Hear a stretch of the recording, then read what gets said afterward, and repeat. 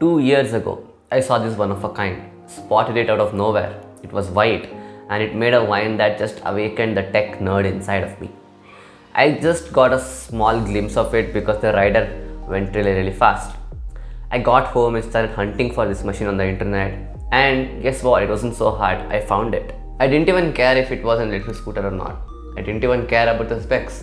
I just wanted it because I knew it was nothing like any other scooter out there. There weren't many of these in the city, only a handful of them, unlike now where you can see one every minute on the roads. So I waited for my turn and I finally got my hands on my own electric scooter in February 2020, and now it's Feb 2022. Exactly 2 years after making so many electric scooter videos and so many Ather exclusive videos. This is a video where I'm going to talk about my experiences, my stories, my joys and problems of owning an electric scooter. Doesn't matter if it is an Ather or not. I'll be taking this scooter as a reference because of course I don't own any other electric scooter. So that was a pretty long intro. Without any delay, this is Pawan and I insist tech. Let's get started.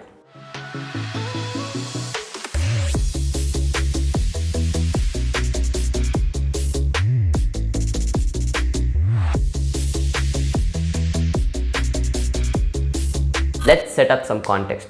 Like I said in the intro, the whole backstory remains the same on why I wanted to experience such a thing in the first place, and I won't be featuring a lot of this Ather scooter shots in my video because you've seen enough of it, and not like you won't be seeing any more of it in the future too. So most of the time I'm talking face to face. When I first got the scooter, I was scared to take it out anywhere much because I thought I would damage it or something, or there would be some bastard who would scrape it and go when it's parked in a parking lot. And boy, that was a big mistake I made because I didn't even get to ride the scooter for even a month because lockdown hit and my scooter was just parked in my parking lot days and nights for weeks together. I was disappointed. Even got thoughts like I should have bought the scooter after the pandemic had gotten better.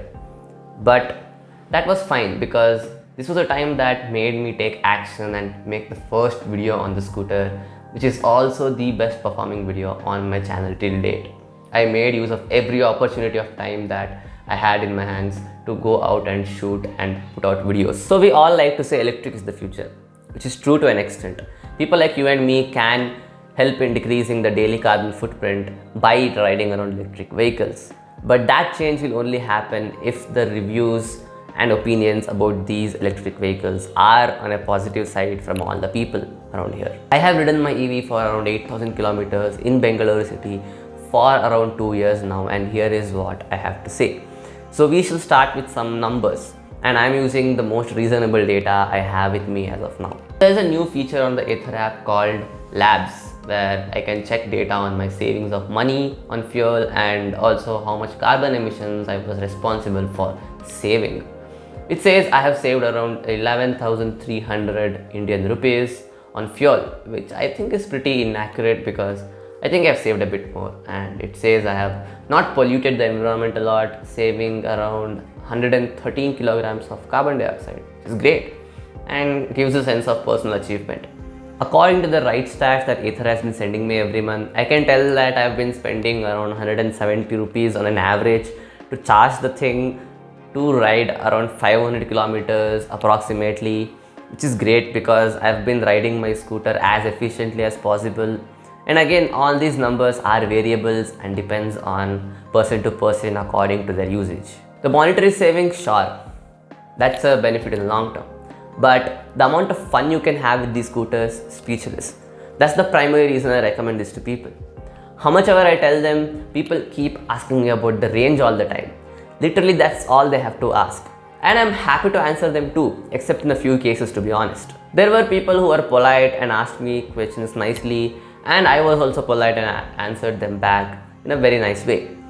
That's fine. But there have been people who have thrown the most shade. They want all the bells and whistles for under a lakh rupees, which is not possible.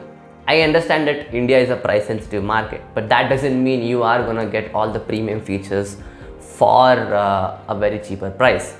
That's kind of a bummer. And I'm surely not telling I haven't had any problems with my own scooter.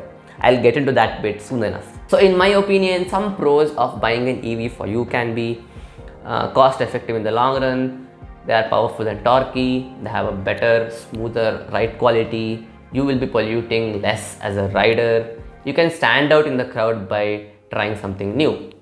Some cons would be range anxiety is still an issue, battery degradation is a concern, charging takes a lot of time, especially at home, several bugs here and there, because this is still a sort of work in progress tech and you might have to deal with it. You don't have a choice, but trust me, it's all worth it. It's been 2 years and I don't feel like I'm riding a 2-year-old vehicle because the power delivery and the range pretty much remains the same, and I'm still the first one to launch off a red light or overtaking the heavy city traffic. Still a joy to ride. I still find going to the public charging stations a novelty because of the aesthetics and the geeky factor of it. I had once taken it off-road also in mud and dirt, times where my wheel was stuck in mud, but it has kept up with all that too. You can see some pics of those here.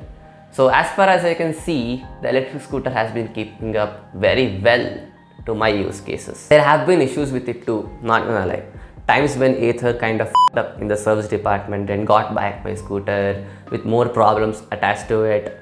Like once there was this annoying strange noise coming out of the rear shock, and there was also this time when the brakes were making some squeaky noises, and the very recent one, the 4G upgrade one, where I had to send my scooter back to the service station twice to get that fixed. Well, all these were definitely fixed under warranty, but memories like this will leave behind a bitter feeling about the vehicle. So, do I recommend an EV now?